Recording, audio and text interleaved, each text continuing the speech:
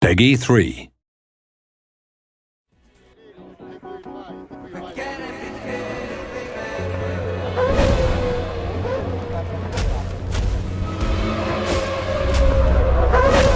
We've got basically three key components that make up the weather system. There's the visual effects, so in the dry it's the iconic heat haze, in the wet it's the visual effects on the camera, on the cars themselves, the rain on the track, the puddles, the surface reflections, the rooster tails, the kick-up spray from the tyres.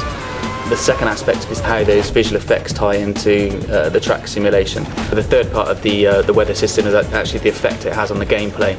It just changes the attitude of the car completely in terms of driving in the dry or fully wet or partially damp track. So it's all about the sort of strategy elements at those points where the track's changing from wet to dry. The track will evolve as each car individually drives on that surface, and yeah, very, very accurate. The track surface actually knows how wet it is. You'll actually find that the gamers on wet tyres on the drying track will try and seek out those puddles to cool their tyres and stop them from damaging.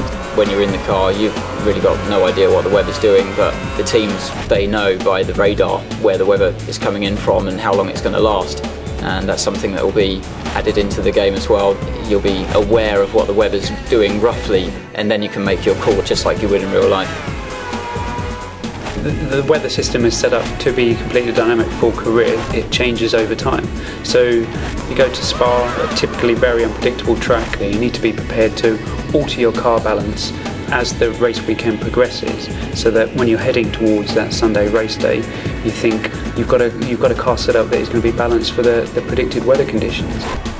Players can be going along outside the points and maybe they make a gamble, the clouds come in, the sky's dark, and maybe you preempt that the rain's going to come there and you change your tyres early, and the player choice is going to be critical at those stages.